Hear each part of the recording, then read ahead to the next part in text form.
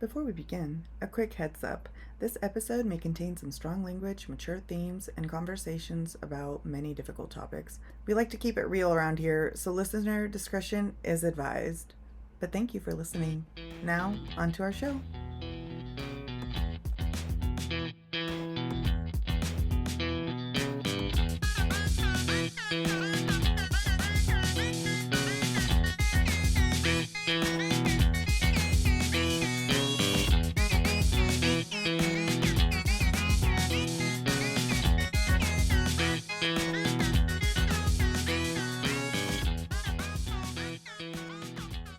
Welcome to the Sip and Saga Society, where we cover histories, mysteries, and just any story worth telling.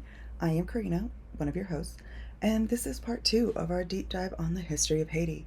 In part 1, we discussed Christopher Columbus. Again, always, he always comes back, all the time. The cruelty of the French and the way their colonization worked, as well as the Haitian Revolution. We start right at the end of the revolution and what immediately follows after. Thank you for coming back, and now on to part 2. In another familiar moment from most of our rebellion coverages, there was a huge loss of life in this struggle. More recent estimates suggest that the population plummeted from over 500,000 to 340,000 survivors, roughly. Of that, less than 200,000 could do labor and do anything to restore Haiti to what it had been pre-revolution. It really also does seem interesting to me that the people that kind of pull you out of these revolutions and like into a new world order are deposed like as soon as their second in command can possibly like fuck them off. They really do. Like we saw that with Cuffy in the Bourbais Rebellion. We saw that with Cato in the Stono Rebellion. Saw, I mean, honestly, my mind immediately went to fucking Moses as soon as he was out in the desert, and they were like, fuck you, we're praying to our old gods again. You know what I mean? And it's like, okay, what? You guys can't take a breather.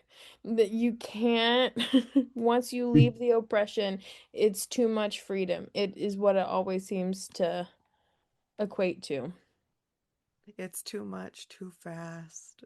It might be because that's what happened to Jean-Jacques Oh, after poor Jean Jacques. declaring after declaring himself emperor in 1804 and putting Haiti as an independent country on January 1st, with its name back to Haiti. He would only hold power until 1806, when he would be assassinated. His death then plunged the country into a civil war between the North and the South for the next 14 years. So they just left that 10-year Haitian Revolution. They had 2.5 years of peace. Now they're in civil war for 14 years. The country's 14 years? 14, 14, 1 So 4. it's like 24 years of war. Yeah, Yeah. with a That's 2-year insane. gap. They just took a little break, we breathed, and now we fight amongst ourselves. Mm-hmm. And the country's elite would divide even more because they were trying to establish that hierarchy from its peasantry class. So this reintroduced the inequities of the colonial system just with a new set of masters. What was the only problem? To the foreigners on Haitian soil, a black man was a black man. They saw virtually no difference between the classes, which would provide very, very tense interactions in the coming centuries. This deep dive actually sits squarely at the intersection of 3 of my podcast contributions, which really did make me excited. So, Christopher Columbus, the American Revolution founding fathers falsities, and then I have an upcoming episode that's going to go over the Louisiana Purchase, which was actually forced because of the Haitian Revolution. The French were in such desperate straits that they sold the Louisiana Purchase to the United States while trying to deal with the Haitian Revolution. Isn't that Amazing. Another benefit for the United States.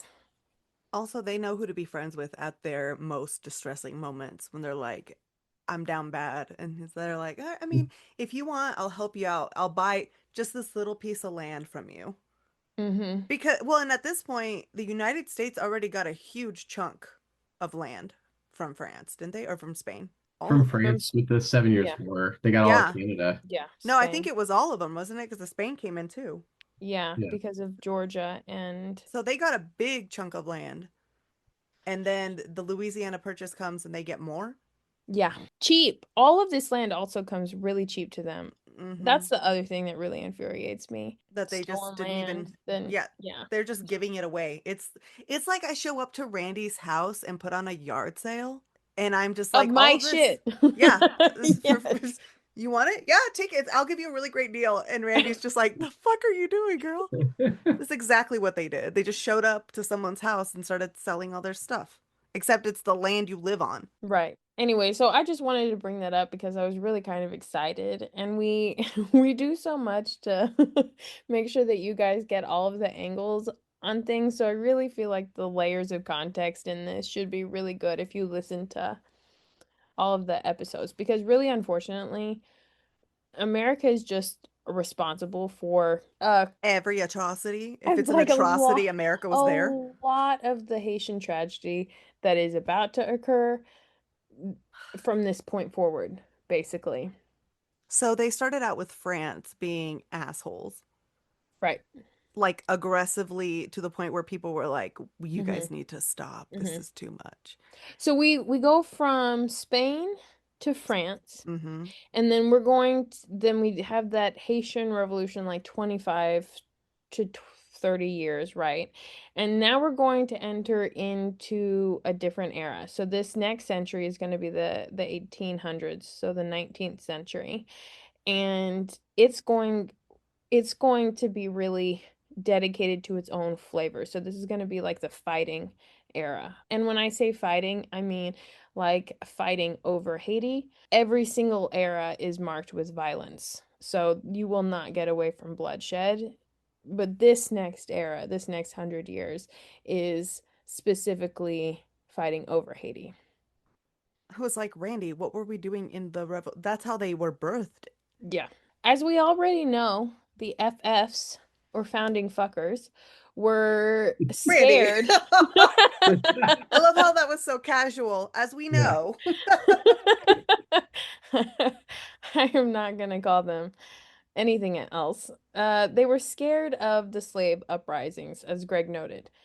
So, despite this initial desire to thwart the French through Haitian support, 1801 saw a 180 in policy. Because, really, initially at the beginning of the Haitian uprising, they were like, "Oh, good, let's like help Haiti. We'll fuck the French. It'll be really good." They're like having their own little moment. And then it got to be too much. Then it was too much like too much the slaves, too much Black Empire, too much, Black Republic. And and they did a 180 in policy when Adams left office and Jefferson came into office. The fear of uprising was greater than the fear of the French at this point, mostly because the tide wasn't in the favor of the white master. I'm not entirely sure what exactly they were expecting. Like, they were going to help with the uprising, they were going to maybe improve conditions, but slavery would still be there because the US policy was never that the slaves were going to win. The enslaved people in America saw Haiti as a sign of hope. It certainly didn't help that the revolution pushed hundreds, if not thousands, of refugees to America from the Caribbean island, or that in 1800 a plan was hatched by a blacksmith in Virginia to eradicate slavery in the state. That plot was known as Gabriel's conspiracy. You can look that up on your own time because that's all I have of it in here.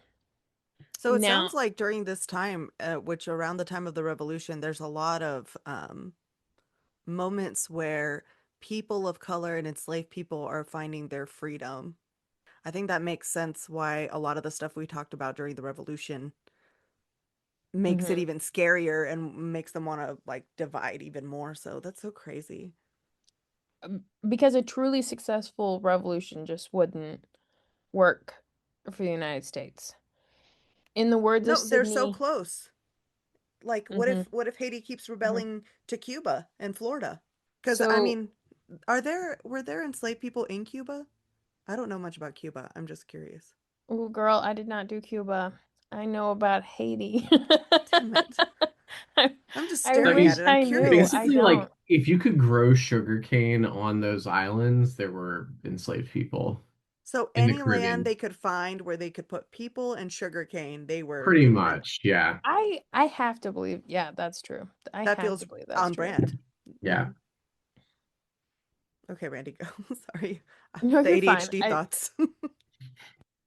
In the words of Sidney Mintz, the birth of Haiti was a nightmare for every country in which slavery endured.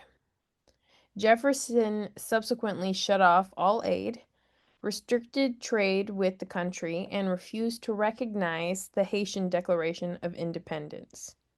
So in Another part 1804, of he was Hamilton you like, don't see. "You don't exist." Exactly. Yeah. Really, I've never heard of this. Of Jefferson being like, we're ignoring them. We don't care if they die. Oh, I got some bad Jefferson quotes I could drop on I know he's a terrible person. Well, so the worst thing, just if I can have a little aside, is that, Absolutely. he writes this book called Notes on the State of Virginia. That's it's great to read because, he's talking about like his time as governor of Virginia during the Revolution and everything, but then also sort of it's like I mean, Jefferson is a man of intellect by his own standards, has a library and all this stuff. So he's writing something sort of, like philosophical, like anthropological kind of work to, share with Europe about his observations in Virginia. And, he writes with really terrible language about enslaved people. I mean, let's keep in mind the fact that he has this relationship with Sally Hemings that's like birthed multiple children and stuff like that. I firmly fall into the camp of like it can't be loving because it's not consensual. So no matter what sort of affection they may have shown for each other, that power dynamic is always there. But he writes talking about Absolutely. how like they smell different, like their blood is different when they bleed, and like all this sort of stuff, like just incredibly racist stuff is embedded within it. But he also like describes slavery. I like using this quote in my classes. He describes slavery when he's talking about he's kind of like, oh, like poor us, poor white people, like we inherited the system and there's nothing that we can really do about it, and describes it as, like he's like, I would like to do something, but he uses the analogy that it's like you've grabbed a wolf by the ears and you're holding on because that's all you can do, right? Like he's like, we can't let go because it's going to turn around and fuck us up, but we're just stuck in that position, and poor us. I remember And poor us. you've given us this quote like this little Did chunk with the I? ears. I Oh yeah. Yes, remember you yes. saying it before, and It's a so good one though, like it's yeah. all I'm thinking as a woman is I know Jefferson was like, Sally, this is why we're different. And he was mansplaining so hard. And she had to be like, mm-hmm. You know what I Yeah. mean? Like, she had to listen to his bullshit ramblings. Hmm. He's like, I have another idea. And she's just like, uh-huh, that's nice. Things women are still cursed to do. Exactly. That's all I'm thinking about. I'm like, wow, yeah. Jefferson, he's not a good person. That's No, gross. he's not. He's gross. Yeah. They're not. And They are truthfully, none fuckers, of them Randy. are. Yeah, they are all of Because them.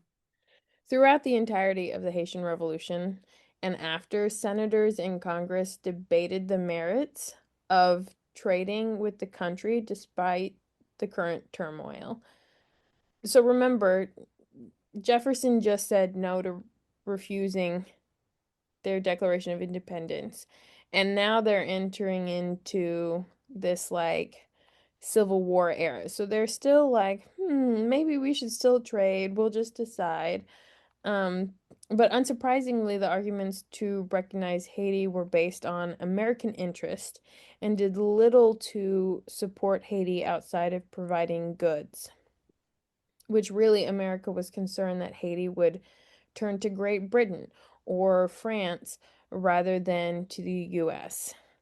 Samuel Smith complained after reading a report from the Treasury that ceasing trade would take from the United States a revenue of at least $200,000 per annum. Samuel White, a Delaware House of Representatives official, had this to say: a source of public revenue as a means of increasing our national capital, and, though last not least, as a nursery for our seamen, the importance of this commerce to the United States is incalculable and should be guarded with a jealous eye. So, not a great way to start that relationship. Then followed it up with: when all rightful civil and legal authority was at an end, the revolutionary saber alone gave law. The people of St. Domingo, as did the people of these states under other circumstances, declared themselves free and independent, determined to take their stand among the nations of the world, and now refuse allegiance to any foreign power. They have organized a government for themselves. They are de facto the governors of the country and in every respect act as an independent people. So this Despite this, though, country acts like a country. yeah, and he Okay. was surprised by it. But mostly because Haiti, in their eyes, wasn't a republic. They were just opportunities for exploitation, right? They weren't like again, the things that I did not quote because I'm not going to say the N word is just like over and over again them writing down that they were not capable of having their own government because of the color of their skin, that they were too deficient, they weren't smart enough, they couldn't organize, like all of this stuff, all of these like really racist beliefs were like, what do you mean? You can't have a government. I don't understand how you're functioning. But then every time we fuck something up and they cease functioning, we say, oh, there it is. You've suddenly stopped functioning. It makes sense now. You're doing what we expect of you. If my house is on fire, I am not going to respond rationally. And if you are committing atrocities towards me and my people and my family, I'm not going to respond rationally. You want a rational response when you're creating an irrational situation. I mean, I don't even think it is irrational. I think it is a rational response. It's an absolute rational response to the insane situation that they find Yeah. themselves in because people are showing up and telling them they don't own what they own.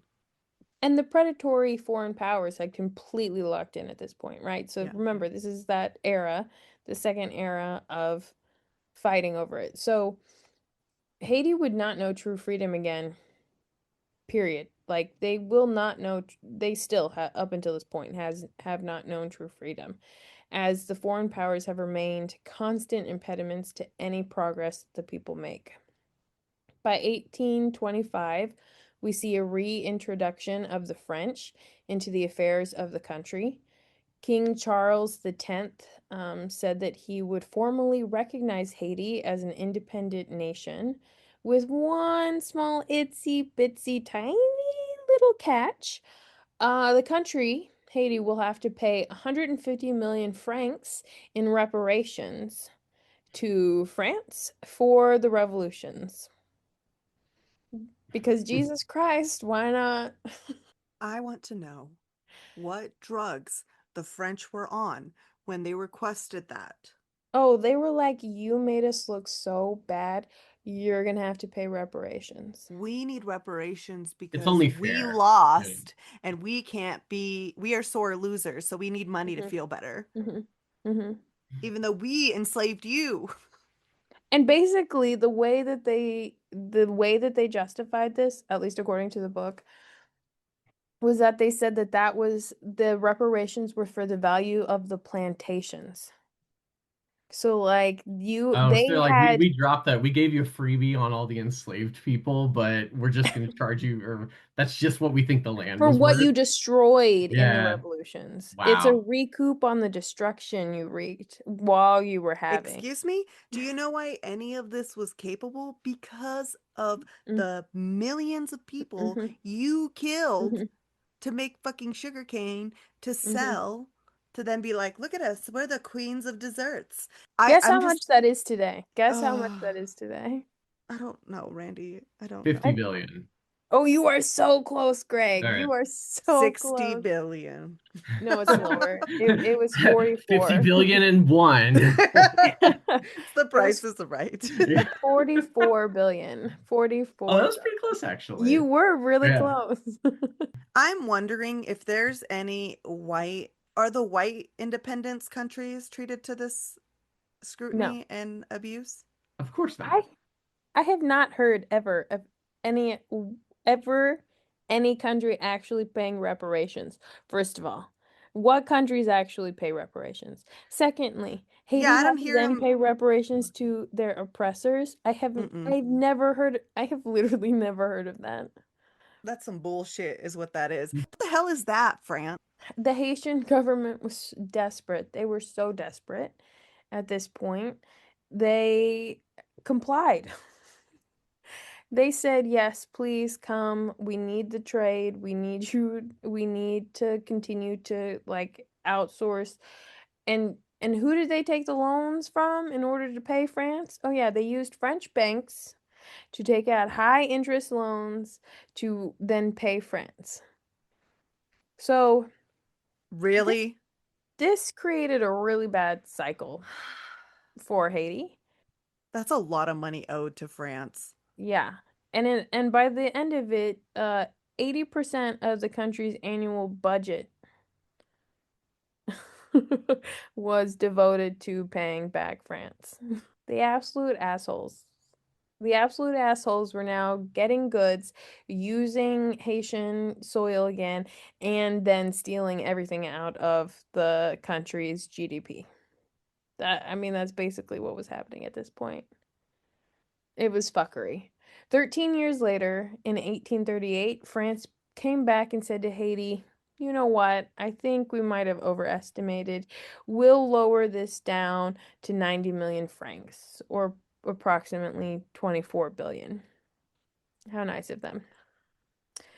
Unfortunately, the damage had been done, and the country was already buried in In debt. ruins? Yeah. It wouldn't be until 1947, nearly 150 years after their independence, that the final payment to France was made. So France was like for real about them paying this out through the whole thing till 1947. My grandmother was alive at that point. Paradoxically, the US saw this whole interaction and as Haiti not blowing, bowing to the political might of France, and they saw it as the end of Haitian independence, at least theoretically. So they were like, "Oh, Haiti's up for grabs now," because like we weren't already messing with them, um, because. Actually, that same year in 1825, the US was still so butthurt about the slave revolt aspect that they blocked the invitation to Haiti to join the Western Hemisphere Panama Conference, which, of course, because the ships don't like sail past Haiti or anything, it's not like it doesn't just it's not just part of the passage or anything.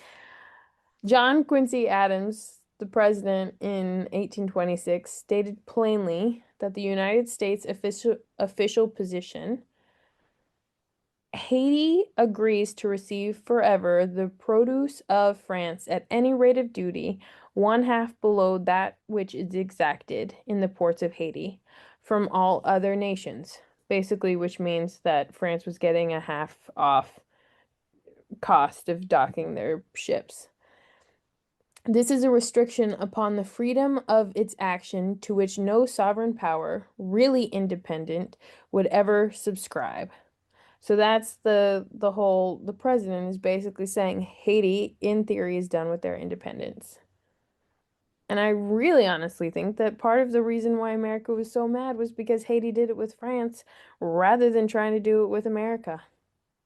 Because the whole last era of Haiti is just American fuckery. It's literally just the US. There are no more really other foreign powers messing around in there. I mean, Okay. when do we not get into somebody else's business? It's true. It's true, but I'm sure you're thinking, Randy, you haven't said anything really awful about America yet, right? France sounds so much worse. France just really sounds bad right now. You wouldn't be wrong yet. The early 20th century is where the US really makes a splash in the worst possible way. But let me back up, like I was saying, a bit, because when we left off in 1804, Jefferson was big scared and had levied sanctions and denied the recognition of Haiti's hard-fought independence. After Haiti plunged into civil war in 1806, America was really happy to let it devolve into chaos without a backwards thought. This would only change because why? The government suddenly wanted to use Haiti again. Suddenly may be the wrong word, but you guys get what I mean. There were three main reasons that I could find why this tide had suddenly turned. The first being economic expansion. The mercantile interests of the country didn't cease simply because of the Civil War. Like I said earlier, that the congressmen were debating back and forth, right? And even though there was like sanctions levied and stuff like that, American business interests always have come first. We have always been a capitalist country first, right? And politicians didn't want to miss the opportunity to secure and solidify commercial ties to the Caribbean via Haiti. So, despite not recognizing their independence, America maintained trade with the country. To demonstrate this, in 1819, exports to Haiti represented just 0.9% of total U.S. exports for the year.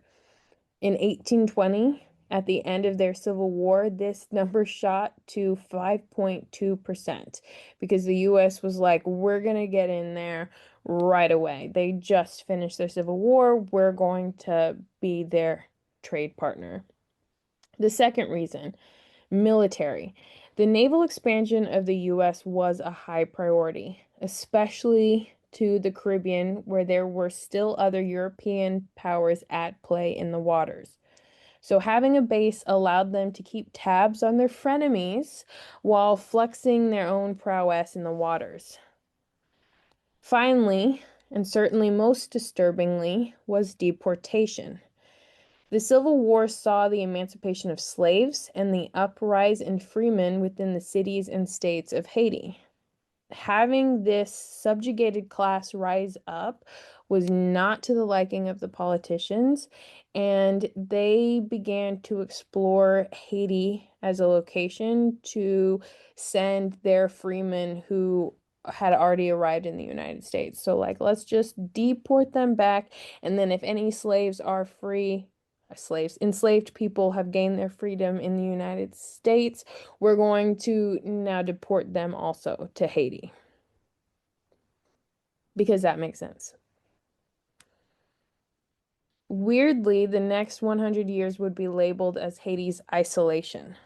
So this 100-year era of like the world powers fighting over them is labeled as Haiti's isolation. The book does what it can to understand this labeling. It really does go through a couple of different options of why it thinks people called it that. But Haiti was not isolated. Like the entire 100 years, there were multiple countries up in there committing all sorts of acts of fuckery. You know what I mean? Like they were not isolated. I do like this quote that's at the end of the book, though. That is by Patrick Bellegarde Smith. Haiti has generally failed to elicit much scholarly interest abroad, save for a titillating exoticism which led to the image of the country as being isolated, unique, or extreme case. And I liked that in, I felt like that was such a true depiction of really how I view America being like the isolation that we saw was just a failure to accept anything that was different. And until we saw Haiti under one centralized Western power, we were like, oh, they don't exist diplomatically. They don't really exist culturally. They're really only there as an object, which is what I really think the isolation, this 100 years of isolation, equates to. So the four major European powers that are playing around here are Germany, France, Great Britain, and the US. They're doing whatever they can in Haiti while excluding Haiti as often as possible on the international stage. So anytime that they can say Haiti is barred from coming here, they do. They block them at conferences, they block them from going to the UN, they block them any way that they can block them, they do. But in 1821, like I said, we are ramping up trade. 45% of imports came from the US into Haiti, 30% from Britain, and 21% from France. These trade relations did not mean peaceful relations, though. By 1827, both France and Britain had taken to sending gunboats, uninvited, I might add, into Haitian waters to, and I quote, ensure continued peaceful and respectful behavior, because the Haitians are the problem in this equation. Between 1820 and 1915, the U.S. would violate this boundary themselves no less than 15 times. Tense relations would continue in this manner for decades, with a rotating list of demands and oppressions. President Andrew Johnson would suggest the annexation of the entire island, now Haiti and the Dominican Republic, to secure U.S. interests on the island. In 1869, a different whole can of worms was opened by a U.S. minister about Mole St. Nicholas, which is like this safe harbor across the Windward Passage. So, like, you can see Cuba from this location. It's really flat, it's even, it's expansive enough to house some sort of barrack situation. And this US minister gets there and is like, this looks good. We need to do what we can to get it. And if we can't get it, we need to do whatever we can to make sure nobody else gets it. Um, and it would happen that the US just wanted it real, real bad. Real, real bad, they wanted it. And they tried to get it through negotiations, then outright threats of violence in 1891. That same area would then come into play later down the road when we get to the Cold War, but it would never be a patch that we did not want. I've heard third graders have this conversation in a sandbox or like over a toy. You know what I mean? Like a 2 year old. Well, I want it. Well, he has it and I want it. And like literally that's what we did, except by causing catastrophic harm across the whole globe. Yeah, yeah. That's so sad. And then because you want this land so bad, none of the people that actually live there and that are from this land can have it. hmm Hmm. And they do it, but I mean, when I say force, I mean they did that little, the US did that little in 1891, toot toot toot, its little gunboat went right up to the Haitian seaside and was like, hey, let's negotiate for this. But you have to come on my gunboat to negotiate for this land. And to make matters worse, this is already tainted ground because this is also supposedly the area where Christopher Columbus landed. So why do you want this shit anyway? Gross. Gross. It's like when there's a haunted house and the people are like, "This is the perfect home. We have to live here." It's oddly very cheap It's and my we love dream it. home. It's Yeah. my dream home. And they move in and they're like, the demons. Maybe you don't care when you yourself are the demon coming Mm. into the new land. That's true, although it does make you see demons everywhere else. Other violence and indignity suffered by the Haitians was mainly through extortion. And the other thing that I haven't mentioned yet, but I love mentioning in our podcast, piracy. We're back to pirates, y'all.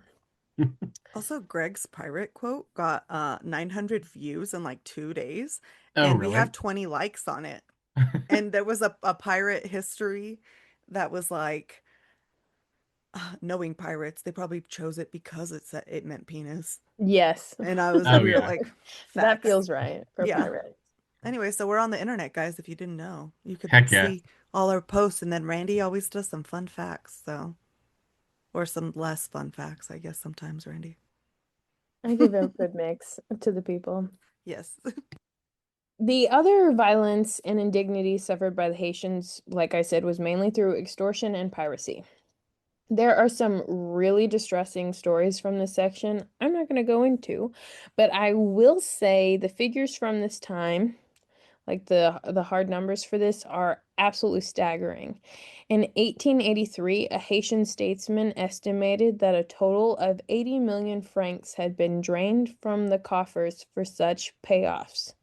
Now, to put that into context, that is kind of almost exactly what they owe to France. So they can't pay France back. It takes them 150 years to pay France back, mostly because these gunboats were coming in and demanding money over and over and over and over again.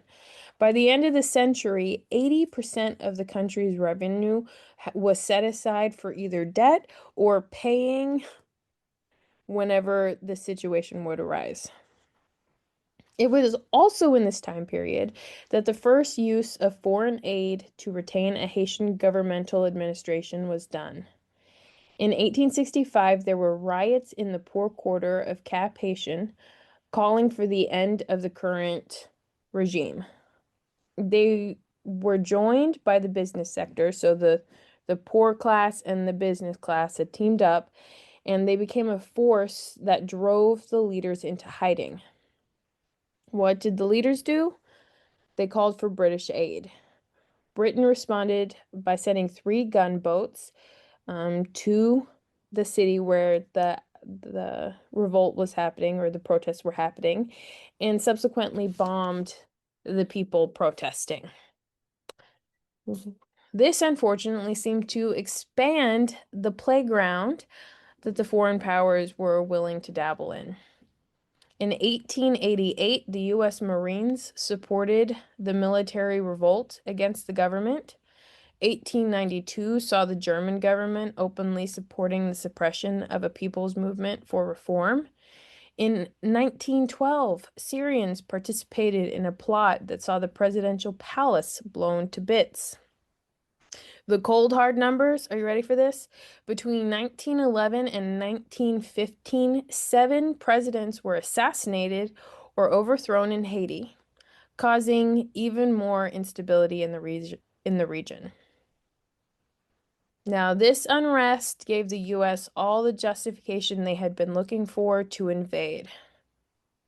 And we did it, guys. Snaps to us. We're now at the main quest of my deep dive, which is the US involvement. Beep, beep. You've gotten all the context.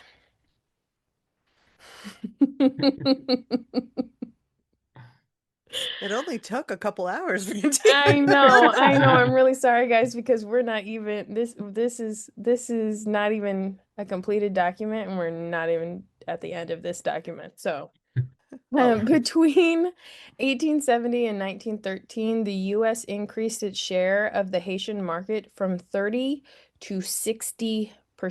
Okay, so we were the dominant force in Haitian trading. Opportunity presented itself for the United States in 1915 to make their entrance. The brief reign of General Sam in 1915, which preceded the U.S. coming in, lasted just 5 months. It was March through July, and it was marked extensively by violent oppression. right? So like the main thing that this guy did was he was not about anyone saying anything about him. So any sort of political dissent, he wasn't about it. When he saw the end coming and that the people were angry and rioting and literally coming for him, he called for the execution of all of the political detainees while he fled for the French embassy. And the idiot of a jailer complied, killing 163 of 173 political detainees. For some, I don't know what happened to the final 10 if he just didn't get He done didn't with get all to of them. them. Well, you'll Mm. see why, because he went to the French embassy and the angry crowd then stormed the embassy, dragging the general out to meet justice. They did the exact same thing for the leader of the prison. So I don't know if the 10 were spared because the mob got to the the man before he got to the final 10 people. That's what I'm saying. I That could see part is that if what they is were going unclear. for him. Yeah, if they were Yeah. marching for him. He didn't have that much time. Hmm. Well, the Marines were there by July 28th to establish order Hmm. and to take things in hand because they didn't have anything to do with the reason why they were there in the first place, right? We're just fucking allergic to accountability here.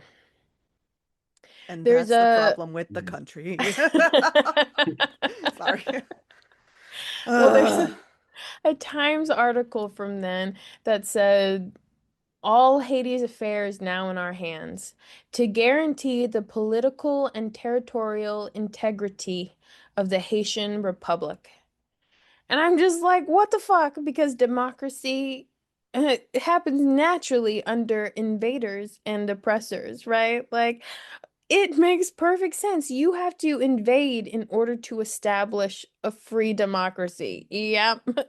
It really computes in here? Yes.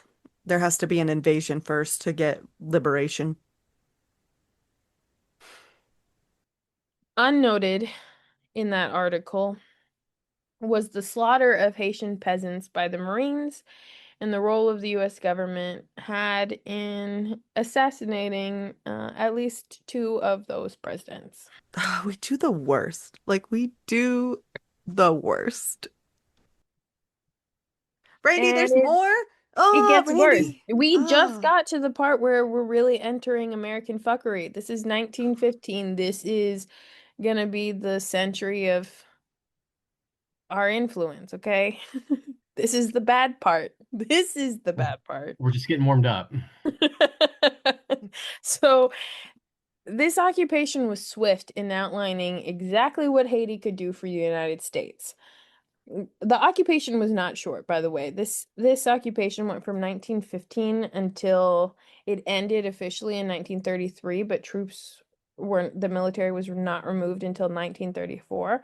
So in 1915, though, they had a treaty made that ended the occupation on paper, but it definitely did not actually end the occupation because the treaty laid out really stringent guidelines for Haitian government and US involvement.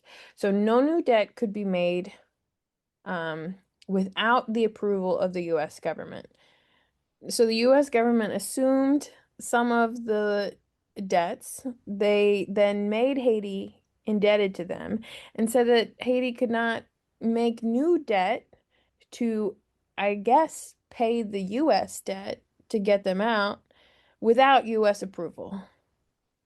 So if you're following that, they basically backed Haiti into a corner like an abusive boyfriend. A new military. Facts. Yeah. Yes. Yep. The United States would see a new military force being formed, trained, and under the control of the US government, but established in Haiti. Um, they would place the political and administrative control over Haiti completely into the hands of the US. And probably most importantly, it rescinded the 100-year-old law placed at the country's founding that no foreigner could own land. And ding, ding, ding, buried in that treaty, doesn't it sound like the actual reason why we went there in the first place? Wondering, wondering. So the final twist, you know how we love performative actions, okay? The US forced the appearance of democracy. The Haitians pretty unanimously hated the treaty. Didn't really matter what class, what group, they were not about it.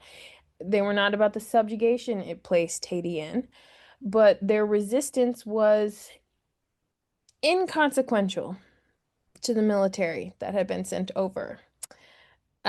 When the Haitian statesmen refused to ratify and sign this treaty the military was like, that's fine, we know how to fix this. We're gonna make the people vote. We're gonna force the democracy. We're gonna make the people vote. This is now the people's problem. One small hitch, the people also hated the treaty, right? So now how were they gonna solve this problem?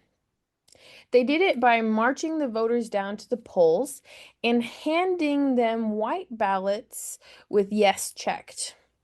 According to the Marines, they could have asked for the ballots with no if they wanted. But they didn't. Yeah, okay.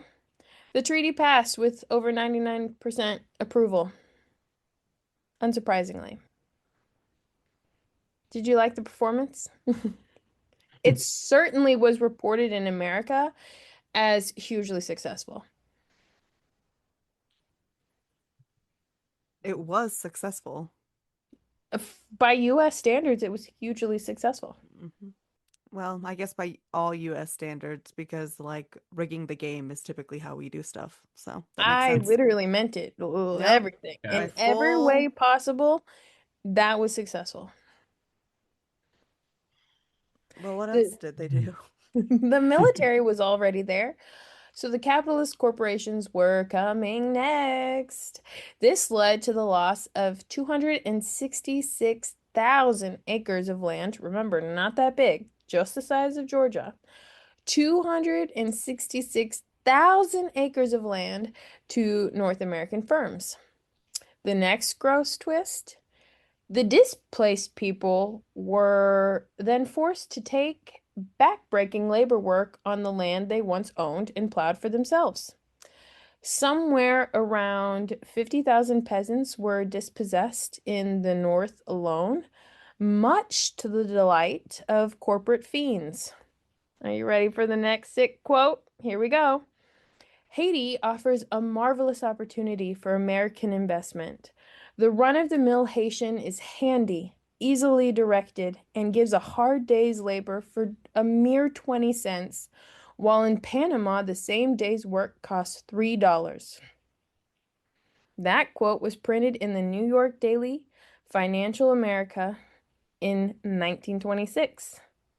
The joy. Now, this was all fine to say, but the people of Haiti were used to oppression by this point, sad to say, and they were also used to resistance. Wouldn't you have expected some resistance from this country? They may be tired, but there's resistance in the people.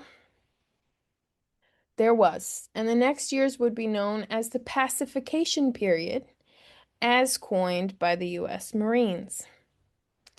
In 1916, they set out, accompanied by the local police force, to disarm the rural populations and begin the involuntary conscription of labor crews. Now, just as a reminder to everyone, slavery is illegal at this point. For Americans, you know what's not illegal? Slavery through indentured servitude, slavery through prisons, slavery through debt, which is really what they were doing. So they involuntarily conscripted people into these labor crews. And this push saw several thousand men rounded up and forced into hard labor, which then caused an insurrection. So Charlemagne Peralta organized resistance that started in his own hometown with others who were resentful of the U.S. oppression and returned to slavery in all but name. What was our response? Machine guns and bombs, baby. They were used by the Marines against machetes and clubs to quell the rebellion. I'll be honest, those machetes, clubs, and guerrilla tactics that had served the people so well, they were able to hold off the Marines for a while, but it was finally quelled in 1919. And the rebellion was huge. I mean, most of the people were trying to downplay it, but the conservative estimates involve a fourth of Haitian land and around a fifth of the population. It's estimated that over 3,000 people were killed in the 20 months of active resistance, but really the Haitian scholars, the numbers from Haitian literature is much, much higher, putting it at close to 15,000. It is noted that the war in many instances must have resembled a massacre. Lovely. By 1929, defiance was thought possible again with the Great Depression and a weakened America. Students began to strike, and the revolt spread across the demographics of Haiti. This did not sit well with the Marines, who once again responded with bombing. This time, low altitude bombing of the port city, which absolutely fucking terrified the Haitians who had never seen planes before, by the way. So not only did they bomb, but they put the fear of God into the people with these airplanes. Did it work though? No. The very next day, another riot broke out in a different city, but it ended in gunfire. Again, machine guns against clubs, with at least 22 dead and 51 wounded. Newly elected President Hoover was under scrutiny, and his response was withdrawal. He was like, "Why are we here again? Why have we been here for 20 years? I think it's time for us to go." Um, but only in the sense that like they were working on their PR image because they still wanted everything that was happening in Haiti to continue happening in Haiti, right? They just didn't want direct involvement. We're now going to start the behind the scenes portion of US control, right? This is really where that shift happens because when they left in August of 1939, they pretty much they had known that they were going to withdraw for almost 4 years. So, in those 4 years, they had done everything they could to ensure American allegiances were really prevalent in the administration and leadership. They had made sure that the infrastructure was there for US specific companies to come in and utilize that labor. They had made sure that everything that they could to set up the banks and the legal processes all were in favor of American corporations and US interests in Haiti, okay? The last thing that they had to do was to install the administration right before they left. So that's what they did. In 1934 they installed a compliant Haitian administration. Anthropologist Michael Rolfe Trujillo stated, U.S. occupation improved nothing and complicated almost everything. So,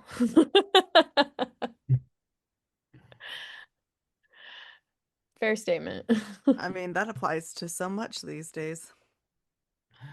So you guys, this is probably good for us because I'm almost at the end of us for this one. So this first half, we're gonna leave on a really big cliffhanger though. But You know what, Randy? I wouldn't expect anything less from you, especially after the trauma I've endured this episode. Ugh, A lot. It's pretty rough.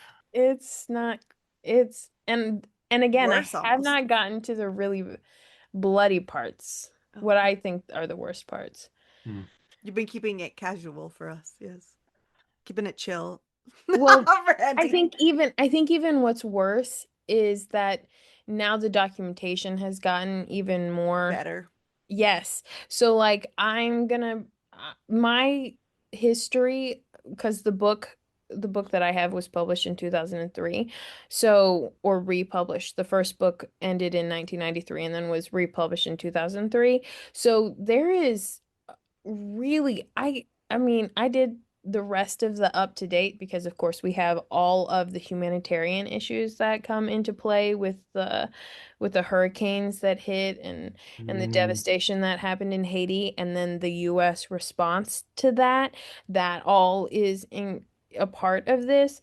But yes, now I have like this is where we get into the part where there are photographs, there are recordings, there's a lot more documentation of the atrocities in a very visceral way.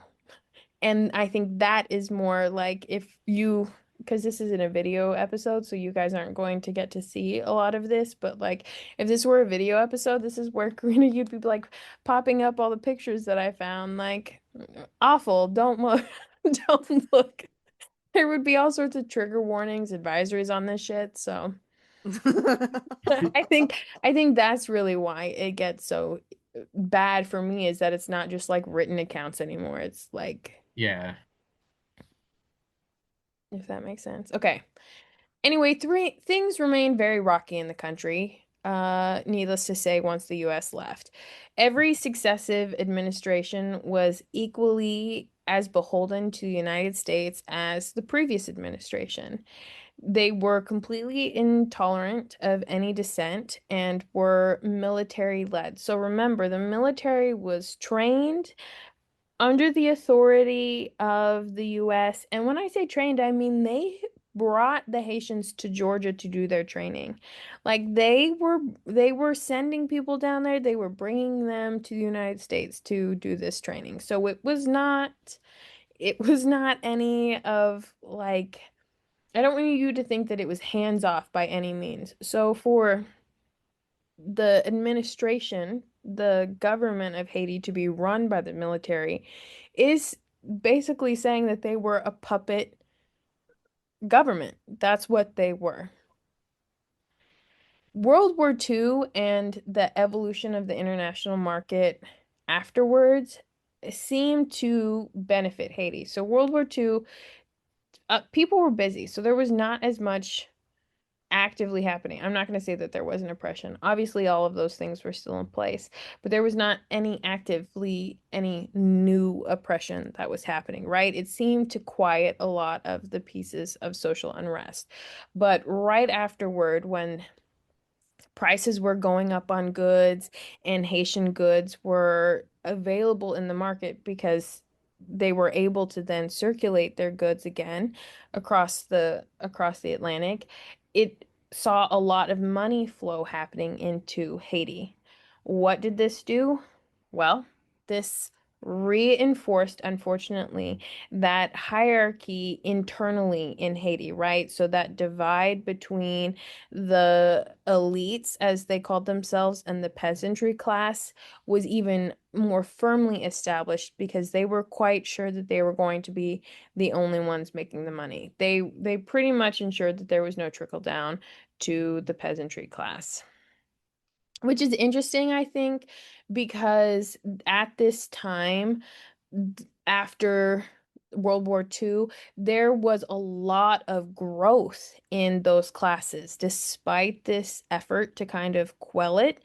And if it weren't for the fact that the growth was married with political changes, like they were starting to form their own parties, they were starting to become more politically active again, that is what seems to have squashed a lot of the growth and an impediment. It wasn't necessarily that they were growing because everyone was getting fat off that cow, but it was that they were tying that growth and that movement financially with political movement, and the elites did not want that to occur. which then also meant that the US did not want that to occur because they were working together to exploit the peasantry class of Haiti. Um, so really, like I said, all of this was enough to just kind of kickstart corruption.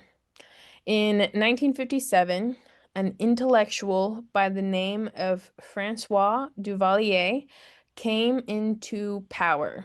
And this is our first major player. We're going to spend a lot of time in the next episode on the Duvalier period, which then led right into the Aristide period. But it will come as no surprise to any of you in 1957 that he was the Army's candidate with US backing, right? Like the only reason he had risen into power was because of his ties with the US and because the Army wanted him to succeed. It was a dubious election at best, if I'm being honest with you guys. There are documented cases where an island of only 900 people had 7,000, somewhere like between 7,000 and 7,500 votes. Now, I'm not really sure how that would have happened. I have no idea. They didn't question it though. The electorate group in Haiti had no desire to delve into that little pool. They left it as it was, um, and Duvalier rose to power. This would be a rough transition for Haiti. Duvalier had no intention, so this is where my parallels with Trump really seem to hit in the book. Duvalier was a dictator, and the first thing that he did within his first year of working was to establish death squads whose main priority it was to silence his opponents. He ended up, I mean, we're going to talk a lot about him, but just to like give you some estimates, in the 20-year or so of his reign in Haiti, it's estimated that his death squads killed tens of thousands indiscriminately throughout that reign. So sometimes it was because they were political opponents, sometimes it was for shows of power. Sometimes it was because it was a personal reason and the people who controlled the fiefdoms that he had broken the country into were allowed to operate with complete immunity. Like within a year of this man taking power, it was considered you were only considered safe if you had like this guardian angel of one of his hitmen living in your neighborhood and protecting your area. If you weren't in the good graces of one of his, and I don't have the word written down, so I'll bring it up next time, but like they had a specific name, like the people who were high up and in charge in his administration, if you weren't in their good graces, you were up on the chopping block. It really didn't matter what your role was. And the US was 100% about it. Like throughout pretty much the entirety of his presidency, the US was sending money and training the military, and the DEA, they were all up in all of that business. And that's what we're going to talk about on the next episode. Randy, just that last like 5 minutes was crazy. Just I Yeah. told just the you we last just five got to minutes. the main part. It is a good cliffhanger, though. It is a good cliffhanger. Because I can't wait to share this with you guys because it's insane what ends up happening. And then his son that takes over next is worse. Like every one of them after him is worse until we get to Aristide. I don't know if I'm saying his name right, but that's how I will be saying it. Anyway. Any other final thoughts before we go? Yeah, I just want to hear what you guys thought. I've been absorbing this all week, so tell me. Tell me where you guys are at. I think it's interesting because there's people I know, I'm not gonna name specific names, but who like to point to failed, in their words, failed countries, as examples for why, it just basically for racist shit and racist arguments, right? It's like, see, this is why, this is how Africa is, while like just completely ignoring or being ignorant of the exploitation, that has come through colonialism, or in the case of Haiti, like being, like once they hit the ground as a free state, they're just immediately sabotaged, you know. Um, Over and over and over and over yeah, and over. And it's like anytime they get their feet under them, they get fucked over again. Like, yeah. But that's it's like I could see why it's like it behooves people who, you know, to carry on this sort of exploitation and then also keeping people in the United States ignorant of it because it also like supports their own racist bullshit, you know? yeah, I've never heard of any of this. The main reason why Hoover was like so pressed, like being like, how can we withdraw? Is because the sentiment in America on the occupation had taken a turn. It wasn't because like I said, American interests had changed. It was because the American people were like, why are we over there? What is going on? Why is my money going to do that? And the Marine, like leaders in the Marines, somewhere in the leadership, I didn't quote all of these, but they did have passages from them. And like one guy, I really did like his passage because he literally was like, "What the fuck is happening?" He was like, "I never want to see this happen in Marine history. I have never heard of it happening before." He was like, "I am ashamed that they did it. We need to GTFO of Haiti." He was like, and I was like, respect, dude. Yes, you do. All of that You're, is a very valid point, but why did it take this long for somebody to look at the atrocities and that was happening in this country and be like, maybe we shouldn't be doing this? How long did that take? I mean, we were there for what, 1915 to 1934? Like 20 years. 19 years. It was a 19-year occupation. 19 years and Official 1 month. Yeah. occupation. 19 years and 1 month. Well, yes, official occupation. I love that clarity. Snaps for the snaps for the clarity. Me bringing clarity? I Official somebody asked me the other documented day, occupation. somebody was like, "Are you the voice of reason on the podcast?" And I laughed and I laughed and I was like, "No, I'm the voice of the confused. I don't even know what the fuck I'm saying at the time." Anyway, yes, Randy though, it was very good, but it was very sad. Like it's all things that I have been wanting to kind of look more into the terrible things America has done in the name of whatever they decided to make up that day.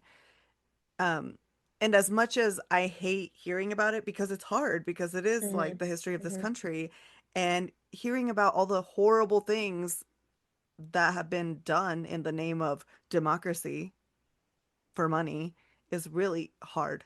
or to save people that really are only hurting because of us. Like that's the other thing is like we intentionally hurt people and then we come out on the world stage. You know what I mean? And we're like, "Let me help you." And they were being such mean girls about it. We're not going to share with you. We're not going to trade with you. Except they did, which was the other Only thing. after they made it exploitative for them. Exploitative. Yeah. Yeah. Exploitation. When they managed to be able to make the best deal for them, that's when they did it. But not while they were an independent country which could have succeeded by themselves without, and they had It just gotten out of really the Civil War. it really makes you wonder if the reason why, and I mean, again, don't take this too seriously from me, guys. But do you think that like the only reason why these other European countries have come to terms with their racist colonial backgrounds is because they no longer have external colonies. Like, is the only reason why America refuses to come to terms with this because we still have like fucking Cuba and we still, no, not Cuba. What am I thinking of? Puerto Rico. Thank you. Puerto Yeah. Rico and the Guam, I know they still have. Guam Guam. and Yeah. yeah, Guam, who by the way has a very impressive percentage of military service. Like over 40% of that country enlists in the armed forces of the United States, only to then be fucked by the United States because they're not given benefits. But they seriously are like so patriotic. It's insane. Randy, So, shut Yeah. up. no, I'm not What? joking. I'm not joking. But do you think that's why the United States is having, like, it has so much resistance? Is because if we did, then we'd actively have to do something for the people that we're actively oppressing right now? Just a thought, just food Well, for I don't think thought. we've even fully reckoned with like the Civil War and ending slave, like at least on paper ending slavery and stuff. So Right. I think there's a lot of Another good things we clarity. haven't been accountable on. Yes. Yeah. Well, Randy, that was a lot of interesting points. A lot of I know. eye-opening points that you've I brought know. up. I'm sorry. I hope it wasn't too fact heavy for you guys, but I know a little bit more about like the early, like the revolutionary part and like the mhm. relationship with France during their own revolution and Napoleon and everything. But the stuff after that is, I mean, that's really where like my knowledge of Haiti ends is like the stuff that overlaps with the time period I study. Mhm. So, you From the know, beginning to the end, I knew nothing. So I really Just want enjoyed to like the cover that. 19th century and 20th century, especially because that's all like new to me. I mean, like I know who Yeah. Duvalier is, you know, That's the only one but I knew. That right, like yeah, when but I it's was like, doing but it's this, like that there's was this the only gap, one. where it's like, Yeah. okay, all the stuff with Toussaint, and then everything in the middle is just, a black hole. I'm Yeah. very intrigued to hear about this family. I'm s- I I I can might need a drink for the next one. I think so. I think we'll all. Oh, great, Greg. That's reassuring. Yes. Do not be sober. You need help for this. okay, well, I will not be sober if you guys aren't going to be sober, but just know I get more depressing the more I drink. So I am just warning you now. The only reason why I could still chuckle here was because all I had was Dr. Pepper. It's an inspiring beverage, Randy. It gives Well, me hope. Yeah. well, thank you so much, our listeners, for joining us on this very long journey. I don't know how many parts I'm going to cut it into, but thank you for coming through all of them. um, and also, if you would like to support us and our historical endeavors, please let your friends know or visit our website or our socials at sipandsaga_society for our socials and sipandsaga.online for our website. Or just send us a comment and let us know what you thought. Or if you also are sad, please let us know. Also, donations very welcome. I went through an entire pen annotating the book for this. Oh, Randy. I know, I was actually kind of upset when it ran out and I looked at it and realized it wasn't because the tip was just messed up. It was actually out of ink. I was Yeah. irate. But also, I don't think I've ever finished a full pen. That's inspiring before you lose it. If you saw this book, you'd be like, this girl's crazy. Honestly, I kind of want the book now. I want to see. I I want to will know give what's you in know I there. will give it to you. I'm putting it with the Mason Dixon one. Oh, I'm making Mason a whole new Dixon. bag. I'm the next time I see you, Karina, we're just gonna trade bags of books, right? Like you're gonna Mm. have to send me some. At this point, I've donated a lot to Karina's little library. We have a store here that it takes donations. So if you give them books, they give you credits, and then you get some of it towards the next books you buy. And Hmm. every time Evan goes like, "Oh, we should collect some books to send over there." or like to donate. And I'm And always you like, laugh in his face. I literally You was, laugh directly into his face. I'm like, all of the books are, I was like, why don't you pick the books instead of it being me? And he goes, because I have 12 books and you have 500. I do. I do have 500 books. I have a problem, honestly. But I will collect some, Randy, and give them to you. I don't mind sharing them amongst friends. That's Honestly same. I'm really happy to share a book with someone I love, hoping that they love it as much as I do. What I have a really hard time doing is letting go of a book thinking that it might die at a Goodwill or, Yeah. that's where I struggle. Oh, that's true. Especially a Goodwill. That would make me so sad. Especially if I give you a book with like a full, like with my heart attached to it. Like, Yes. this is Mhm. my book and it's also a little bit of my soul. Yes. Anyway. I Okay. try really hard not to buy the books that I think I'll just want to get rid of. Do you know what I Yeah. mean? Yeah. Same. I was a hoarder for a second. I mean, before the hoarding I do now, Well, where I I just also collected believe books. in, So you only need 1,000 books in your house to call it a library, so I get will do there. anything I can. Yeah. Anyway, well, we gotta go since we've been rambling. But bye, guys. No, you guys have to say Bye. bye. Bye. I Yeah. said bye. I was saying bye. Say bye louder. Okay.